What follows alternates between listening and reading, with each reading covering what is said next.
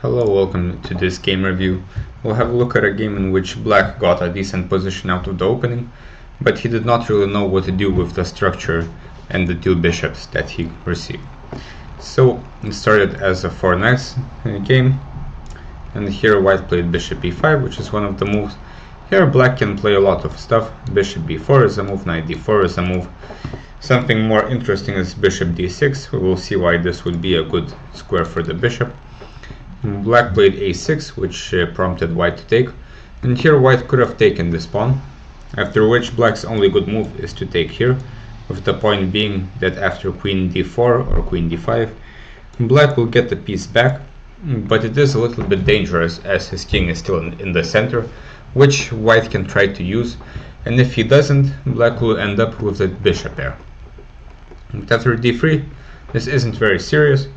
And here it's important to understand how to play the structure. Black has the bishop pair, which is not useful at the moment, but long term it will be. Black should just develop and defend this pawn. Eventually, one of the plans after castling, for example, is to play rook e8, put the pawn on c5, for example like this. Let's make some random moves. And for example here, the knight can go straight to d4, and this will either induce c3 to weaken white's structure, or if white takes with one of the knights, black can take back with the c-pawn, straightening out his pawns, and this way he will have the bishop pair for no compensation. Instead, black plays bishop g4, which simply gives up the bishop pair for no reason, and now black has nothing for his bad pawns, so white is a bit better, and he should try to play f4. So bishop c5, bishop e3, this is fine. White castles, black also castles. Black could in principle castle queenside as well if he wants a more interesting game. h6, g5, g4, there is a hook on h3, which indicates that black's attack might work out. But castles, rook d1, some slow moves. White ruins his structure for some reason. There is basically no reason to open the f-file at the moment, as f7 and f6 are quite secure. Instead, white should just move the queen and play f4, after which the position will open up, or we can play d4 as well, and eventually the structure will tell. Probably the best idea here would be to play d4 if possible, to exchange these pawns and have a majority on the king side. But fe. A few moves later, some pieces are exchanged. Black gets some progress on the queen side, c6, and now at this point black is a little bit better because of the backwards pawn on c2, and also black's pieces have more mobility, they are more active. At the moment black is threatening a4, which would create a passed pawn on a3, so white stops it, and while black plays a4 anyway, which exchanges pawns, but there was no reason to exchange these pawns. The white rooks can't really attack it anyway at the moment.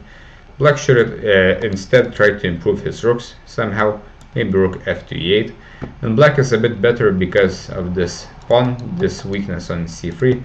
Also long term this king is a bit weak.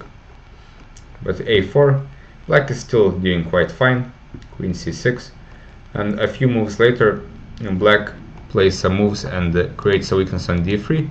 But at this point the position should be equal, even though black has a better structure. White only has one weakness, and as long as it's defended, he will be fine. White decides to bring the king. Black doubles on the d-file. It's not clear where white is trying to go with his king here. It might become quite dangerous. For example, here f5 is already a move. White has to go back and we can play f4, after which black has gained some nice space. And after h6, g5, black can gain more space, and the things are starting to look a bit dangerous. And rook f8 happened, queen f5, queen e6, but this is a big positional mistake. Now black is ruining his pawn structure, after which even if he wins this pawn, the win is not obvious.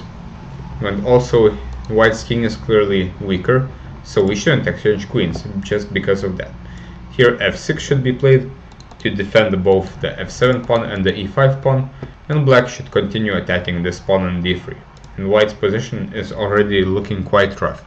For example, h4, we can win this pawn. White is somehow holding on, but this king can never be fully safe, and black is after all a pawn ahead. But queen e6 exchanges queens.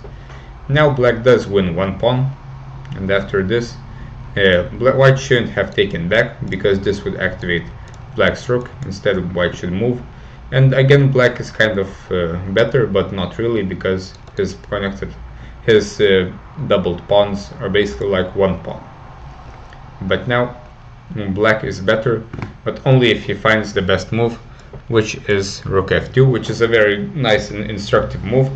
Now the king is completely cut off from the e pawn, which means black can now bring his king, and also white is in some sort of zugzwang, as he cannot really move his king, his rook, because of the g pawn. For example, after this, black also was threatening rook f4, and with two pawns up, now the doubled pawns become quite important, and black is objectively winning here, as rook f2 picks up the pawn. But rook e2 is too slow, and now king f3, white is allowed to get back into the game, and now black didn't really do much. The e5 pawn dropped, and from here the game is a dead draw, and it ended as a draw as well. So black did have his chances, but in this 15+10 game, which we started with 15 minutes, black ended with 20 minutes, which is also not a good sign. This means he wasn't really using his time, and maybe using his time would have helped him win this game.